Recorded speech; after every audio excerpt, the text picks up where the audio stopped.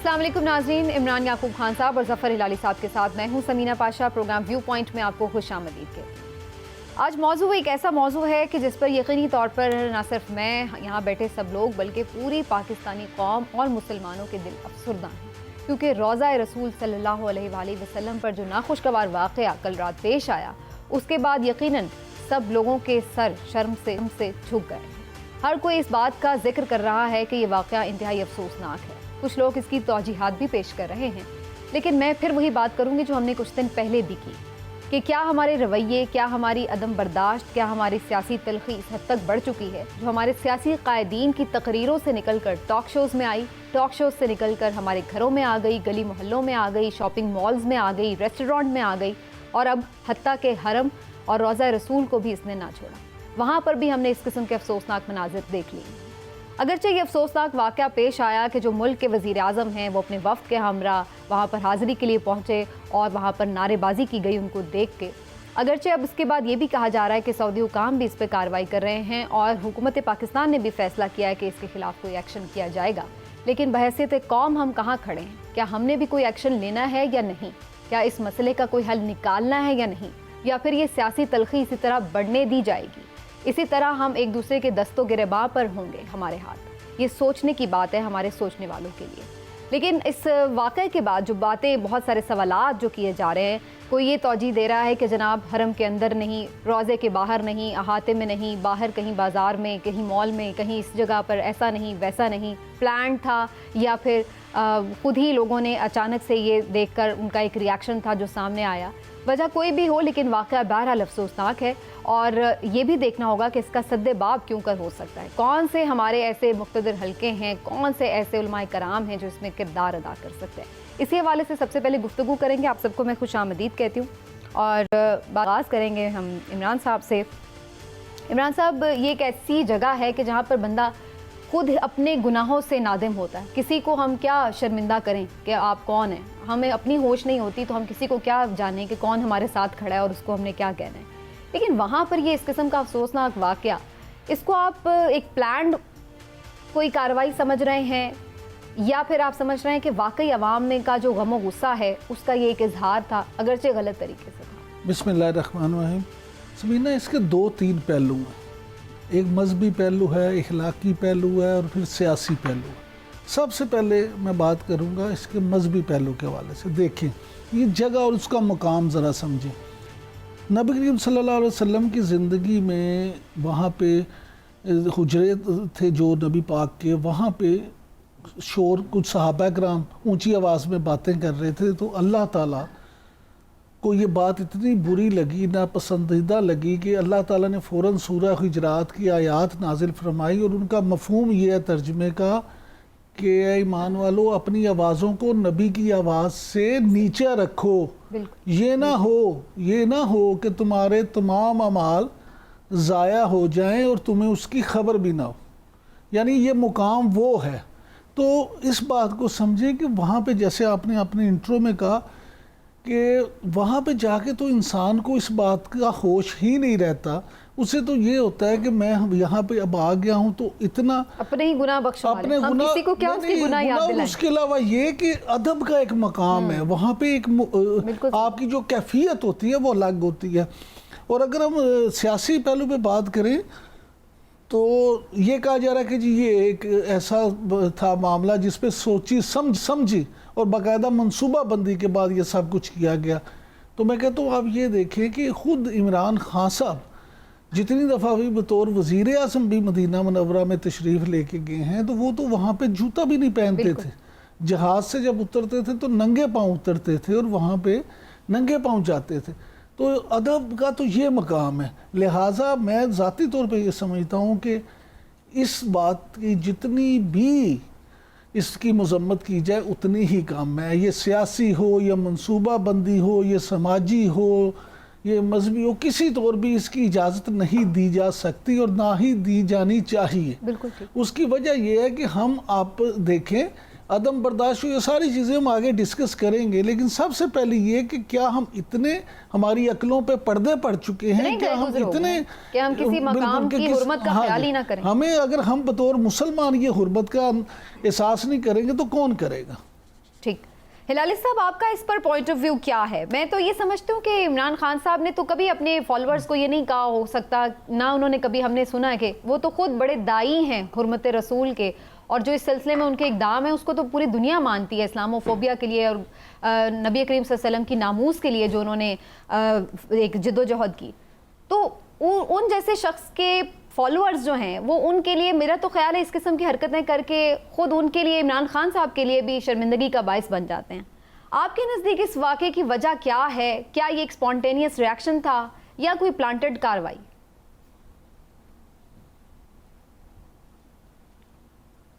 دیکھیے، ان پڑھ لوگ اور ان کو اپنی ایک موقع ملتا ہے، اسپونٹینیس موقع ملتا ہے کہ وہ کہنا چاہتے ہیں کہ ہمارے ملک کو بقول ان کے چوروں کے حوالے کر دیا ہے، اور دیکھو یہ سب چور ہمارے سامنے آ گئے ہیں، یہ ادھر ہیں.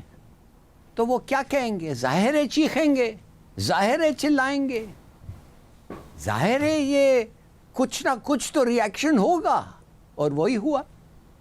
بالکل صحیح کہہ رہی ہیں آپ، نہیں ہونا چاہیے تھا، خاص طور ایسے ہولی پلیس میں. بالکل صحیح ہے. تو پھر کچھ لوگوں نے وہ بہانے بنانے لگے کہ بھائی پتہ نہیں اندر تھا مسجد کے کہ باہر تھا. It's not necessary, it's a holy place. وہ ٹیکنیکل ہونے کی ضرورت نہیں ہے. ایک طرف وہ ہے جو بہت برا ہوا، مگر دوسرے طرف سوچئے تو صحیح، جو لوگ ان کا فالو کر رہے ہیں کیا ہو رہا ہے پاکستان میں، اور ان کا فیصلہ یہ ہے رائٹلی اور رانگلی کہ یہ پورے ملک کو ایک ٹولے کے حوالے کر دیا ہے.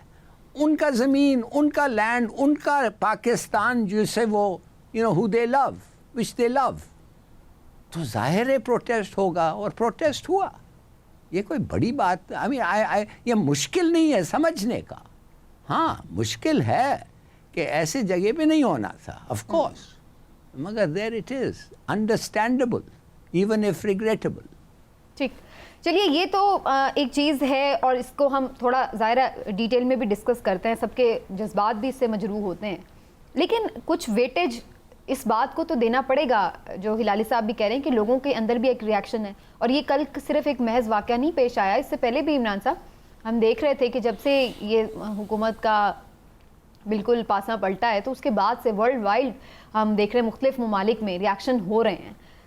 میرا جو تھوڑا سا اشارہ ہے وہ اس طرف ہے کہ کیا آپ لوگ سمجھتے ہیں کہ جو یہ اس حد تک عوام کو ریاکٹ کرنے پر مجبور کرنے والے پھر ہماری قوم کے ہی بڑے ہیں جہاں پر یہ سب فیصلے ہوئے جیسے ہوئے؟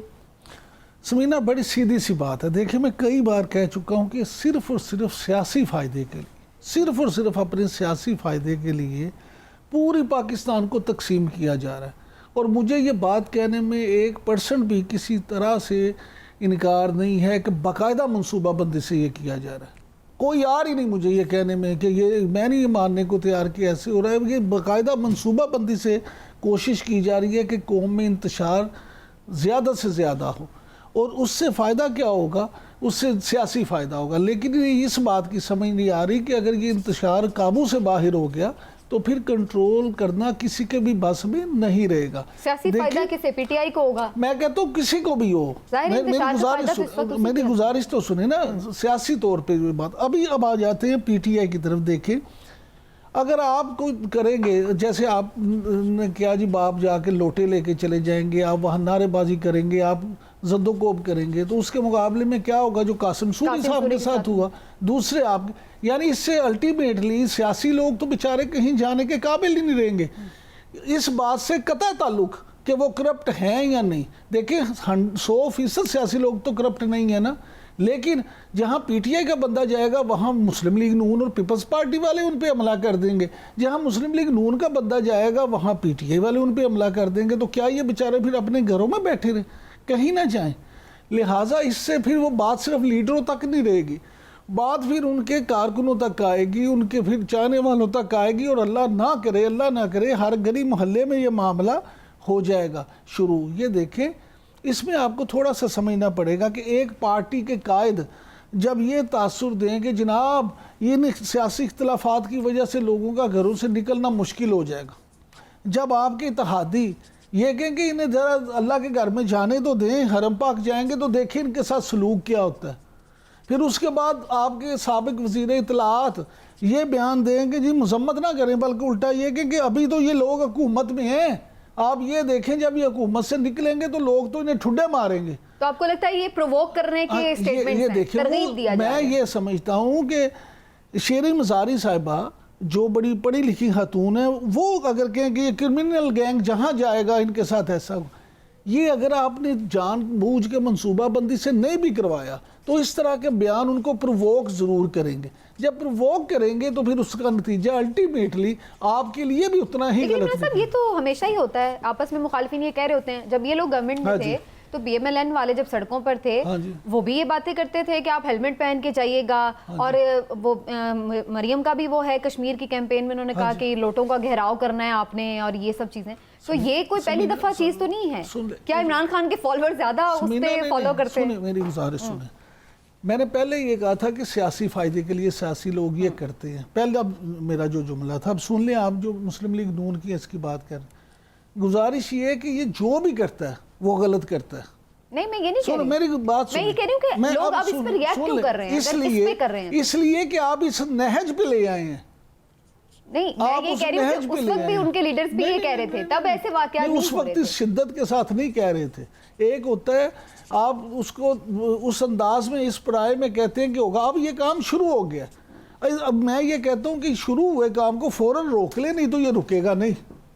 چلیے ہلالی صاحب کا پوائنٹ آف ویو لیتے ہیں. ہلالی صاحب, آپ کو لگتا ہے کہ جو ٹاپ لیڈرشپ ہے وہ پرووک کر رہی ہے اپنے سپورٹرز کو, ووٹرز کو, کارکنوں کو, کہ یہ اس طرح کا ایک لا اینڈ آرڈر کی سچویشن بنائی جائے, کیوس کریٹ ہو سوسائٹی میں, اور جو ان کے مخالفین ہیں سیاسی ان کو مشکل ہو جائے باہر نکلنا؟ ایک طرف سے آپ لوگوں کو کہتے ہیں کہ یہ سب چور اور ڈاکو ہیں اور ان کا کرمنل ریکارڈز آپ نکال کے پورے پاکستان کے ادھر تقسیم کر دیتے ہیں کہ 36 ممبر کیبنٹ سے 24 جو ہیں وہ بیل پہ تھے یا کنوکٹڈ تھے یا کنوکٹ ہونے کا امکان تھا. اب ایک پولیٹیشین جو ہے جب یہ ایسی چیز کہتا ہے تو اس کو ثبوت دینا پڑتا ہے, تو ان کا ریکارڈ دے دیتا ہے. جب ان کو ریکارڈ دے دیتا ہے تو عام آدمی جب یہ ریکارڈ دیکھتا ہے تو کیا کہتا ہے؟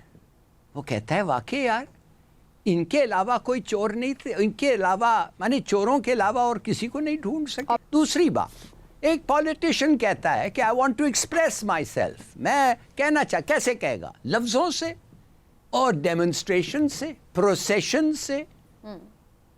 تو وہ کہتا ہے نکلو باہر, سڑکوں پہ نکلو, یہ تمہارا حق ہے, بتاؤ ان کو کہ تم برداشت نہیں کر سکتے. تو وہ بتا رہے ہیں. اب آپ کہتے ہیں کہ چوروں کو بھی ایکسیپٹ کر لو ہائے ہائے کہہ کے, اور اگر ڈیمونسٹریٹ بھی مت کرو, مان جاؤ ان کو کہ وہ آ کے تمہارے پہ یہ کیبنٹ میں فارم کر سکتے ہیں. You can't have it like, بھائی کیا کر کیا رہے ہیں آپ؟ کیا سمجھتے ہیں کوئی میکینیکل ٹوائے ہے انسان؟ اس کا ایموشن نہیں ہوتا ہے, اس کی فیلنگز نہیں ہوتی ہیں, اس کا سینس آف پیٹریٹزم, نیشنلزم نہیں ہوتا ہے. دیکھیے یہ ٹرائبل ایریا کے طرح ایک ٹرائب ہے, یہ ٹرائبل وار بن جائے گا, اور ہے بن گیا ہے ٹرائبل وار. کیوں آپ جا کے اپنے قبائل کے ساتھ کھڑے ہوتے ہیں دوسرے قبائل کے خلاف؟ کیوں؟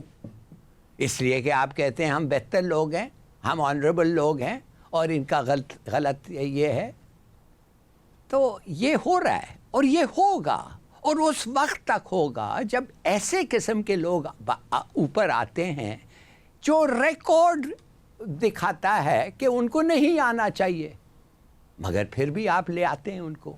میں جاننا چاہتا ہوں اگر بھی ان کے خلاف کرمنل ریکارڈ نہیں ہوتے, میں یہ جاننا چاہتا ہوں کہ ڈیموکریسی میں ایک فیملی سے نیپوٹزم ایک لفظ ہے انگریزی زبان میں, یو کانٹ ہیو اٹ. صرف مونارکی پہ, صرف جب بادشاہت ہوتا ہے نیپوٹزم اور بائی فیملی. ان لوگ بار بار وہی لوگوں کو, وہی آپ نے دیکھا تھا وہ خواجہ رفیق, سعد رفیق, اس کو پوچھا گیا تھا کہ یار تم کیوں نہیں بن سکے پنجاب کا لیڈر نون کے؟ حمزہ ضروری تھا؟ تمہارے اتنے سیکریفائسز ہوئے ہیں تو یہ تو پیدا ہی شاید نہیں ہوا تھا، مگر اب تم اس کے پیچھے ہاتھ باندھ کے کھڑے ہونا چاہیے، کیوں؟ کہتا ہے پوچھو نہ جا کے ان سے. What a terrible thing to say. تم نے کیوں نہیں پوچھا اور استعفیٰ دے کے الگ کیوں نہیں ہوئے؟ صحیح. اور اسی طرح کی سچویشن ہنا ربانی کھڑ صاحبہ کو بھی ویسے فیس کرنی پڑی. ایک بڑا ان کا کلپ بھی وائرل ہوا ہوا ہے جہاں پر ان سے بھی یہ سوال کیا جا رہا تھا کہ بلاول بھٹو کو جب آپ کے لیے لیڈر اناؤنس کیا گیا تو آپ کو بڑا شوق لگا ہوگا. تو یہ جو ہماری ایک موروثیت کی سیاست ہے، لیکن بہرحال یہ ہمارے ہاں کا کلچر بھی ہے. جو ہلالی صاحب کے ایک دو پوائنٹس تھے میں اس پہ بات ضرور کروں گی. عمران صاحب، ہلالی صاحب یہ کہہ رہے ہیں کہ آپ کو لوگوں کے بھی تو ریاکشنز کو دیکھنا پڑے گا نا، ایڈریس کرنا پڑے گا. یہ تو نہیں بے شک وہ لاکھ دفعہ کہتے ہیں کہ بھئی آپ پرامن رہیں یہ وہ، لیکن موب میں جہاں بہت سارے لوگ ہوتے ہیں فالو کرنے والے، کچھ ویسے بھی ہوتے ہیں جو پھر آپ کے کنٹرول میں نہیں بھی ہوتے. Thank you very much. Hilali صاحب نے اور آپ نے اصل میں میرے سوال کا جواب دے دیا. دیکھیں وہ کیسے، وہ اس طرح سے کہ سیاستدان جو ہوتا ہے اس کو چھوڑ دیں، جو لیڈر ہوتا ہے اس کو پکڑ لیں. لیڈر کا کام کیا ہوتا ہے؟ کام کو، صورتحال کو خراب کرنا یا بہتر کرنا. لیڈر کا کام یہ ہوتا ہے کہ اپنے لوگوں کو خطرے سے بچانا یا خطرے میں ڈالنا، معاشرے میں انتشار پیدا کرنا یا انتشار پیدا ہونے سے روکنا.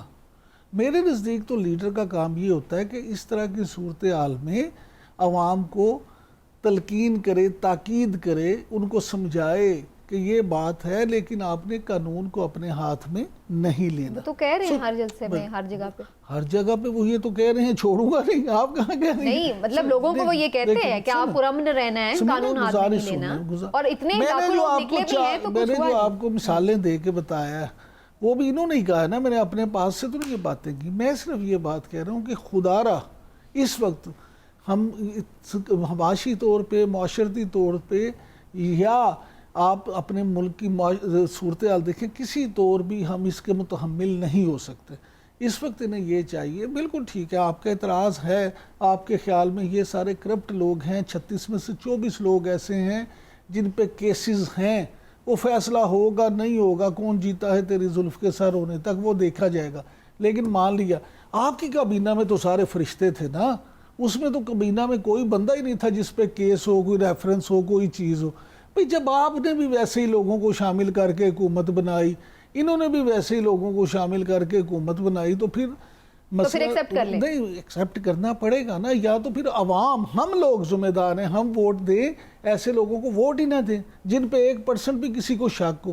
ہماری بھی کوئی ذمہ داری ہے نا بطور پاکستانی شہری. عمران صاحب اگر آپ کی بات مان لی جائے کہ جی خطرے میں نہیں ڈالنا، کوئی اس طرح کا وہ نہیں، وہ آپ کی باتیں بالکل بجا ہیں اور وہ خود کہتے ہیں کہ بھئی وہ فادرلی فگر ہیں، وہ تو خیال کرنا چاہتے ہیں قوم کا. لیکن پھر اگر ہم اس بات کو سوچیں تو پھر تو کبھی کوئی تحریک چل ہی نہیں سکتی.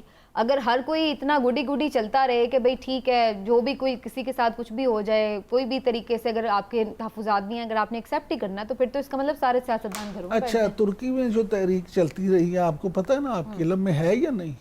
وہاں پہ طیب اردگان صاحب کے مخالف ہیں یا نہیں ہیں؟ پاکستان سے زیادہ مخالف ہیں اور شدت زیادہ ہے، لیکن اس کے باوجود وہ بھی اس وقت وہیں ہیں، وہ بھی سعودی عرب میں ہی ہیں. ان کے خلاف اس پہ تو آپ دونوں کا کنسنسس ہو گیا نا، وہاں تو کرنا ہی نہیں تھا، وہ تو بات ہی ختم ہو گئی. نہیں میں آپ کو بتا یہ رہا ہوں کہ اصل برداشت کی بات کر رہا ہوں. ہم بحیثیت قوم اس وقت اس سٹیج پہ ہیں کہ ہمیں اس بات کی ضرورت ہے کہ برداشت پیدا کی جائے. اس میں حکومت ہو، اپوزیشن ہو، کوئی بھی ہو، سب کو، ایون میں سمجھتا ہوں سب سے زیادہ رول ہم میڈیا کو ادا کرنا چاہیے کہ برداشت لوگوں میں پیدا ہو. آپ یقیناً کوئی پاکستانی یہ نہیں چاہتا کہ کوئی بے ایمان جو ہے وہ حکومت میں آئے. کوئی پاکستانی یہ نہیں چاہتا، کوئی پاکستانی یہ نہیں چاہتا کہ کوئی 2 نمبر بندہ حکومت میں آئے. کوئی پاکستانی بے ایمان کو پسند نہیں کرتا، لیکن برداشت لے آئے. اچھا ویسے میرا نا آپ دونوں سے صرف ایک اختلاف ہے، بات بے ایمان یا اس کی نہیں. مجھے یہ لگتا ہے پرسنلی کہ لوگوں کو یہ چیز ہضم نہیں ہو رہی کہ یار ووٹ جو ہے وہ آپ دیں، ٹرم پوری ہونے دیتے، پھر بھلے خود لوگ عمران خان کو ہی نکال دیتے اور ان کو ہی الیکٹ کر لیتے، لیکن آفٹر الیکشن ہوتا تو شاید سچویشن ایکسیپٹیبل ہوتی. بہت سارے ایسے لوگ بھی کراؤڈ میں شامل رہے ہیں جو میرے پرسنل بھی جاننے والے، کہ جن کو عمران خان صاحب ان کی گورنمنٹ بہت پسند نہیں تھی، لیکن وہ یہ سمجھتے ہیں کہ وداؤٹ ٹرم پوری کیے اور اس طرح سے دوسروں کا بیچ میں آ جانا وہ ان کے لیے ایکسیپٹیبل نہیں تھا. لیکن خیر یہ میری اپنی ذاتی رائے آبزرویشن ہو سکتی ہے. ہلالی صاحب آپ کچھ کامنٹ کرنا چاہ رہے تھے. جی बर्दाश्त करते हैं आप क्या चाहते हैं कि हम और चोरों को बर्दाश्त करें? माने रिकॉर्ड थेफ्ट जो हुआ है पाकिस्तान पे, जो पाकिस्तान करप्शन 128 पे, थोड़ा और अगर हम बर्दाश्त कर लें तो 138 पे आके ख़त्म हो जाएंगे, वी विल बी लास्ट। और बर्दाश्त करें? क्या बात कर रहे हैं भाई? अगर और बर्दाश्त कर रहे हैं तो you are a failed state. और बर्दाश्त करें क्रिमिनल्स को। आपको तो कर देना इनका फैसला, क्रिमिनल्स का फैसला भी हो जाए एक दफा, वंस फॉर ऑल, सबके मसला ही खत्म हो जाए। फिर हिलाल साहब, अरे यार छोड़े, सबको पता है कौन क्रिमिनल्स हैं कौन नहीं है। एक इलेक्शन हुआ है जिससे रायट से, एक इलेक्शन हुआ है ना रायट थी, और वो रायट्स जो है आप कह रहे हैं एक गवर्नर को, मैं लीगली नहीं जाना चाहता, एक आदमी को, एक गवर्नर को कि रिकग्नाइज करो और स्वेयर इन। उस रायट के बाद एक आदमी, एक डिप्टी स्पीकर विजिटर्स गैलरी में खड़े होके या शायद असेंबली के बाहर वोट की गिनती कर रहा था। चलिए अब आप ऐसे करें कि वोट की गिनती को आप लेजिटिमाइज करें और उसको ओहदा दे दें। तो वो कह रहा है for what ever reason, I understand the reason, वो कहता है नहीं, आई एम सॉरी, मैं जब गवर्नर बना था मैंने भी हल्फ उठाया, और मेरा हल्फ क्या कहता था कि मैं कॉन्स्टिट्यूशनली चलूँगा। ये तो एक राइट सीन, एक क्राइम सीन है, और मैंने नहीं देखा क्या हो रहा है, और सब जो लोगों को मैं पूछना चाहता हूँ वो मारे गए हैं, माने उनको सर किसी का टूटा है, कोई लेटा हुआ है। मैं नहीं समझता कि ये मुनासिब है। और उससे ज़्यादा वो जो चीफ मिनिस्टर था उसने मुझे इस्तीफ़ा भी नहीं दिया, उसने जाके अपने प्राइम मिनिस्टर को इस्तीफ़ा दे दिया। तो मैं I am not in the picture, लिहाजा देयरफॉर मुझे झिझक हो रही है कि मैं इसको स्वेयर इन करूं। वो पता है क्या कह रहे हैं? एक जज आके खड़ा होके कहता है ले कर ले, माने आई एडवाइज यू, ये नहीं कि मैं आपको हुक्म देता हूँ। जज कह रहा है मैं आपको मशवरा देता हूँ, कर ले। जब वो फिर भी नहीं करता है तो वो जो गवर्नमेंट है इस वक्त वो कहती है इसको आर्टिकल 6 सजाए मौत। आर्टिकल 6, खैर मौत की सज़ा मिले या ना मिले अलग बात है, मगर आर्टिकल 6 एक्चुअली सजाए मौत, अनकॉन्स्टिट्यूशनल बिहेवियर से इसको ख़त्म करो।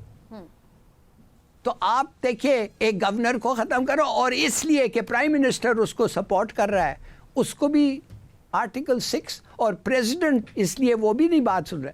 यार लोग हंस रहे हैं, you R a nuclear power, और एक गवर्नर के खिलाफ इस्तेमाल कर रहे हैं। ठीक है, अभी इस पे बात हो रही है, ये नहीं पता कि करेंगे या नहीं, और आर्टिकल 6 कोई इतना मजाक वाली बात तो नहीं, सीरियस एलिगेशन है। बाकी जो आपने ये सारी पिक्चर पोर्ट्रे किया है हिलाली साहब हमजा शहबाज के इलेक्शन की, और फिर उसके बाद उनकी हल्फ ना लेने की, और उसमें गवर्नर का क्या किरदार होना चाहिए, इस पर अभी डिटेल में आके मैं बात करती हूँ। और ये भी डिस्कस करेंगे कि क्या गवर्नर का ये काम है कि जज करें या वो फिर इन्वेस्टिगेट करें कि जी इलेक्शन सही हुआ भी है कि नहीं वज़ीर आला का। अच्छा, इस पर ज़रा डिस्कशन भी करते हैं और देखते हैं क्या सिचुएशन निकलती है आईनी और कानूनी की, एक ब्रेक के बाद।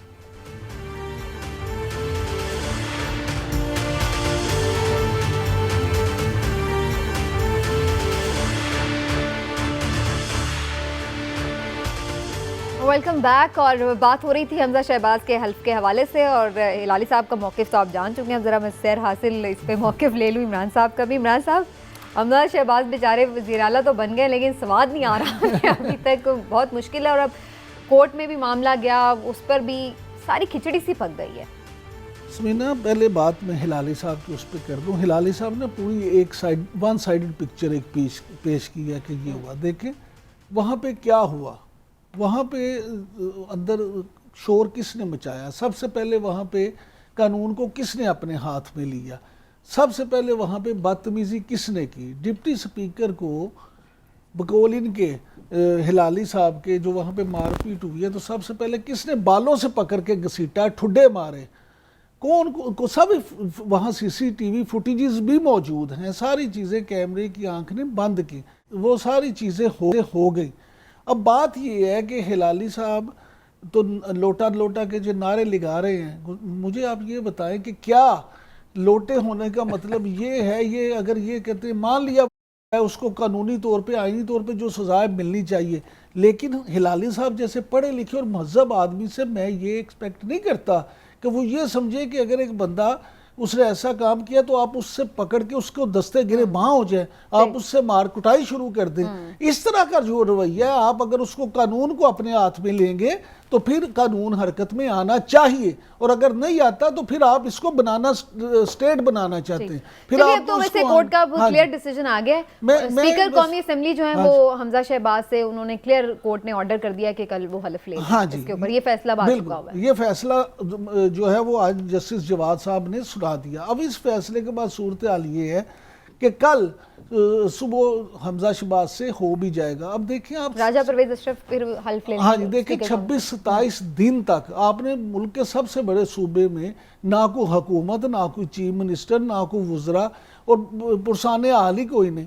یہ ایسی چیزوں سے ملک نہیں چلتے. آپ ٹھیک ہے, آپ کو اختلاف ہے جو بھی ہے, عددی ایک برتری ہے. ملک چلانا ہی تو نہیں چاہ رہے, وہ تو چاہ رہے ہیں نا کہ چیزیں رکیں, سسٹم, وہ ان کا یہ خیال ہے کہ سسٹم جو ہے وہ خراب ہوگا تو معاملات جلدی نہیں, ان کا خیال یہ نہیں ہے. ان کا رویہ ایک ایسے بچے جیسا ہے, کھلنڈرے بچے جیسا, جس سے اگر کوئی کھلونا واپس چھین لیا جائے تو وہ کہتا ہے اچھا مجھ سے لے لیا, میں کسی اور کو بھی کھیلنے نہیں دوں گا. ایسے نہیں ہوتا. لیکن ہلالی صاحب نے جو بات کی, آپ نے کہا کہ جی پھر یہ بھی دیکھنا پڑے گا کس نے پہلے کیا کیا, تو پھر اس طرح تو دوسری طرف والے یہ بھی کہتے ہیں پھر بات تو وہاں سے شروع کرنی پڑے گی نا. پھر لوٹا کس نے بنایا, آپ نے ان کی جو اکثریت تھی اس کو اکثریت میں کیسے بدلا, پھر یہ تو بات پہلے جاتے جاتے تو بہت مشکل ہو جائے گی. یہی تو غلط بات ہے آپ کی, یہ میری نہیں بات, میں تو ایک ہو, یہ دو مختلف چیزیں ہیں. دیکھیں فوجداری ایک الگ معاملہ ہے, کسی کے ساتھ دستے گریبان ہونا, کسی کو مار کٹائی کرنا, وہ الگ آفینس ہے, وہ والا الگ آفینس ہے. دو آفینس اکٹھے آپ کر نہیں سکتی.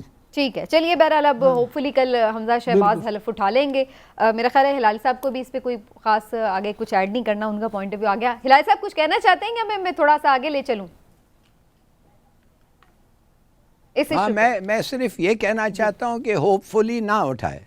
اچھا چلیے جی, دیکھتے ہیں جی کیا ہوتا ہے, لیکن ظاہر بظاہر تو ایسا نظر آ رہا ہے کہ اٹھا لیں گے. لیکن اس کے بعد یہ بڑے کویشچنز ہوں گے, پھر گورنر صاحب کا کیا ہوگا, صدر صاحب کا کیا ہوگا, اور پھر کیا ان کے کردار جو ہیں, اور وہ پھر وہی جو ایک سیاسی ہم دیکھتے ہیں کھینچا تانی اختیارات کی, توازن کی, اس کے بھی سوالات باقی رہ جائیں گے. تو دیکھنا ہوگا کہ اس پر کیا آگے چل کے جو ملک کے بڑے فیصلہ کرتے ہیں. شہباز شریف صاحب کا دورہ سعودی عرب ہے. ہلال صاحب آپ کا کمنٹ میں اس پہ چاہوں گی.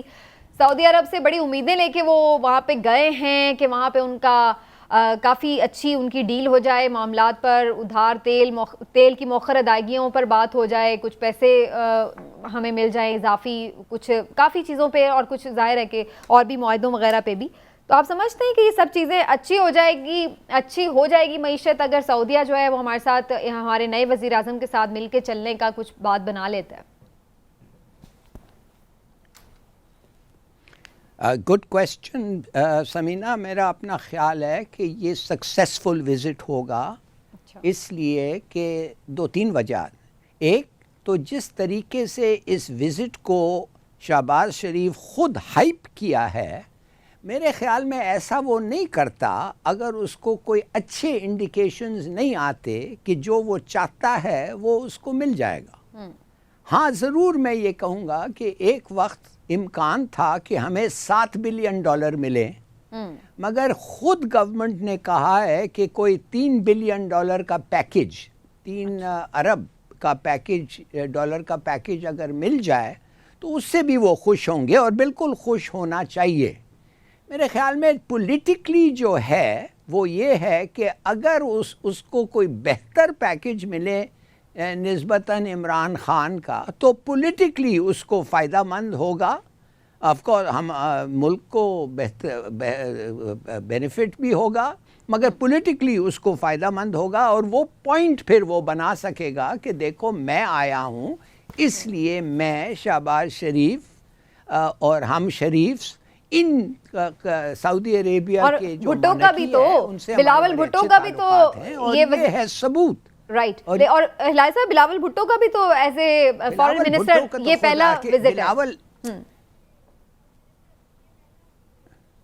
آپ کس پہ بات کرنا چاہتی ہیں؟ میں بتا رہا ہوں شہباز شریف کو کیا ملے گا، آپ اس پہ پہنچ گئی تو وہ ہیں. ساتھ اب ہی آپ سوچئے تو صحیح نا.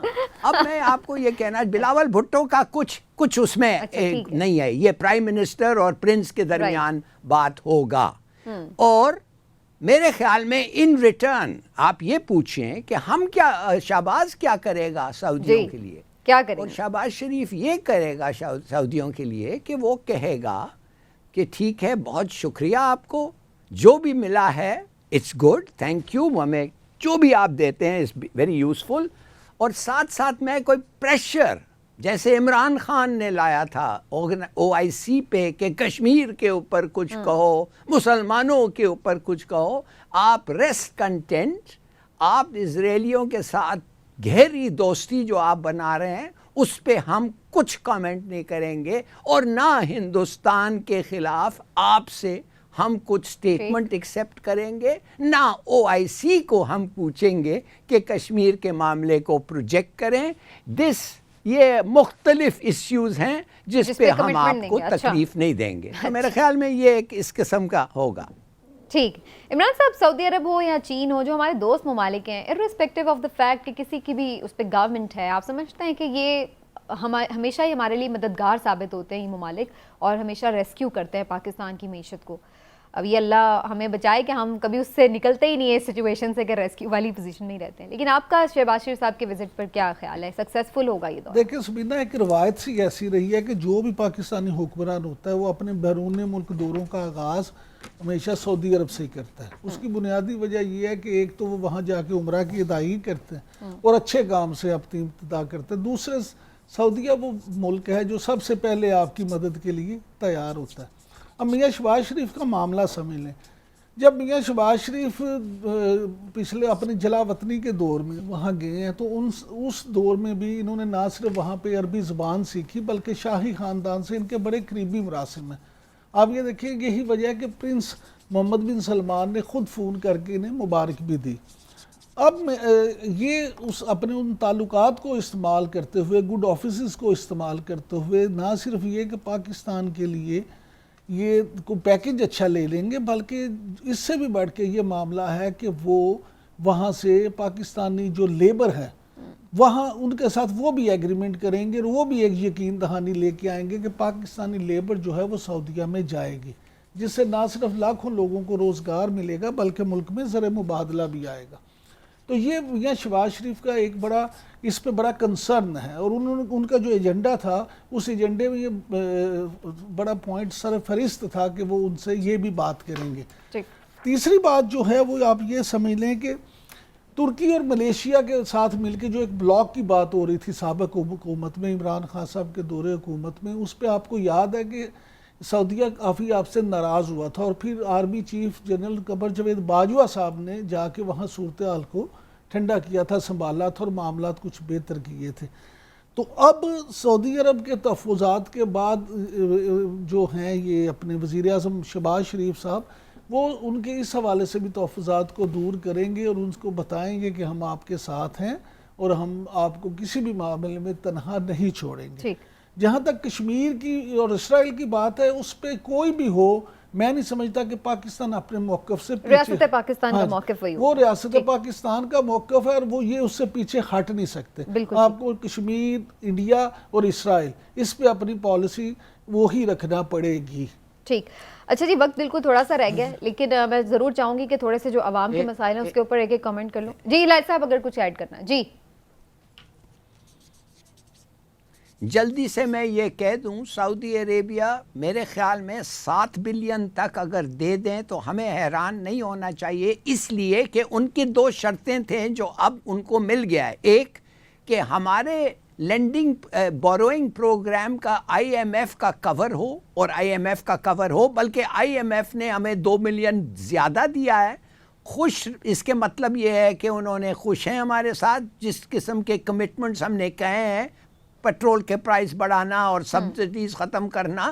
اور ایک چیز جو IMF نے کیا ہے سمینہ، کہ اب سب سول سرونٹس اور پولیٹیشنز کو آپ اپنے احساسے ڈکلیئر کرنا پڑے گا، گھر پہ پاکستان میں بھی اور باہر بھی. یہ ایک میں نہیں سمجھتا ہوں یہ کسی اور ملک میں ایسا انہوں نے کنڈیشن رکھا ہے، اور یہ بتا رہا ہے کہ کتنے وہ وریڈ ہیں، کتنے فکر مند ہیں کہ ایسے لوگ ہمارے پاس ہیں جو زیادہ تر اپنے باہر کے جو ایسیٹس ہیں وہ نہیں بتاتے ہیں، وہ چھپاتے ہیں، تو اس لیے انہوں نے اب یہ بھی شرط لے آئی ہے. تو میرے خیال میں محمد بن سلمان خوش ہونا چاہیے کہ وہ جو پیسے دے رہے ہیں ان کو واپس مل جائیں گے ایک نہ ایک دن. ملک میں لوڈ شیڈنگ بھی ہے اس وقت جناب، ڈیزل کا بحران بھی ہے، میں چاہوں گی اس پہ ڈیٹیل میں بات کریں ہم آنے والے پروگرامز میں بھی، لیکن آج وقت کم ہے، تو چونکہ آئی ایم ایف کا ذکر ہلالی صاحب نے کر ہی دیا ہے تو اس پہ میں ضرور ایک ایک کامنٹ لے لوں آپ دونوں کا. عمران صاحب، آئی ایم ایف سے ڈیل جو ہے وہ آلموسٹ طے ہو چکی ہے ہماری، اور جو مفتاح اسماعیل صاحب ہیں جو پہلے ہمیں بتاتے تھے کہ جی پیٹرول مہنگا نہیں کرنا اور ساری چیزیں جو ہم دیکھتے تھے جب لوگ اپوزیشن میں تھے، اب یہ لوگ آ کے بتا رہے ہیں کہ مجبوری ہے پیٹرول مہنگا کرنا پڑے گا. آپ کے خیال سے اس کا سیاسی نقصان ہوگا؟ دیکھیں، پہلے وہ سیاسی بیان بازی کرتے تھے، اب جب وہ خود بیٹھے ہیں تو ایکچوئل پوزیشن کا پتہ چلا. پوزیشن کا انہیں پہلے بھی پتہ تھا، لیکن ہمارا المیہ یہ ہے کہ یہاں ہمارے سیاستدان اپنے سیاسی فائدے کے لیے صورتحال کو استعمال کرتے ہیں. اس وقت اگر آپ کو آئی ایم ایف کے دباؤ پہ اور عالمی منڈیوں میں تیل کی قیمتوں میں اضافے پہ تیل کی قیمتیں بڑھانا پڑتی تھیں تو اب بھی بڑھانا پڑیں گے. اب جو بیان پہلے مفتاح اسماعیل دیا کرتے تھے اب وہی بیان فواد چودھری، شہباز گل صاحب اور پی ٹی اے کے دوسرے لوگ دیا کریں گے. تو یہ بس ایسے ہی کھیل جاری رہے گا، لیکن ہوگا وہی جو آئی ایم ایف اور امریکہ بہادر چاہے گا. ٹھیک ہے ہلالی صاحب، پھر اگر یہ لوگ آ کے پیٹرول مہنگا کریں گے تو ڈونٹ یو تھنک کہ جو ایک تحریک پہلے ہی سڑکوں پر ہے اس کو تو اور وہ فیول مل جائے گا، وہی والا فیول ادھر تحریک میں جائے گا، کیونکہ لوگ کہیں گے کہ بھئی آپ تو کہہ کے یہ آئے تھے کہ ناکام ہو گیا عمران خان کیونکہ مہنگائی بہت ہو گئی، آگ لگ گئی ہر چیز کو، تو آپ نے آ کے پھر اس سے زیادہ کام اگر کرنا ہے تو پھر آپ کیوں آئے، کس لیے آئے؟ تو یہ تو ایک زیادہ اس کو کرے گا. بڑا اچھا سوال ہے، اچھا سوال ہے آپ کا، بالکل صحیح کہہ رہی ہیں. اور ایک اور سوال ہے کہ سبسڈیز کو انہوں نے کہا ہے ختم کرو، اس لیے کہ سبسڈیز جو اس وقت مل رہا ہے وہ صرف اور صرف امیر آدمی کو جا رہا ہے. مثال کے طور پہ آپ سمجھتی ہیں نا انڈائریکٹ ٹیکسز کہ ماچس کا قیمت ایک ہوگا، بھائی غریب آدمی کے لیے بھی وہی ہوگا، امیر کے لیے بھی وہی ہوگا. اس قسم کے سبسڈیز یہ دے رہے ہیں ہر چیز پہ جس کا امیر کا فائدہ ہوتا ہے. تو ورلڈ آئی ایم ایف کہہ رہی ہے یہ ختم کرو، مگر مافیا سب سے یہ امیر لوگوں کا اتنا تگڑا ہے کہ یہ ہونے نہیں دیا، اور عمران خان کے بھی وقت نہیں ہونے دیا. اب میں دیکھنا چاہتا ہوں کہ اس وقت یہ سبسڈیز کو ٹارگیٹڈ سبسڈیز کو واقعی نکالنا چاہیے. آل رائٹ، چلیے جی وقت بھی ہمارا ختم ہو گیا. آنے والے دنوں میں ہم اور بھی بات کریں معیشت کے حوالے سے بھی کہ جس کے اوپر آپ نے آ کر یہ سارا ایک نیریٹو بلڈ کیا تھا اپوزیشن نے، وہ اس چیلنج سے کس حد تک نمٹتی ہے، اور پھر یہ بھی کہ نئی حکومت کے آتے ہی آخر یہ بجلی کہاں چلی گئی، ڈیزل کہاں چلا گیا، چیزیں غائب کیوں ہونے لگیں. تو ڈیٹیل میں کچھ بات کریں گے آنے والے دنوں میں. ابھی آج کے پروگرام سے اتنا ہی، پھر ملیں گے آپ سے. اپنا خیال رکھیے، اللہ حافظ.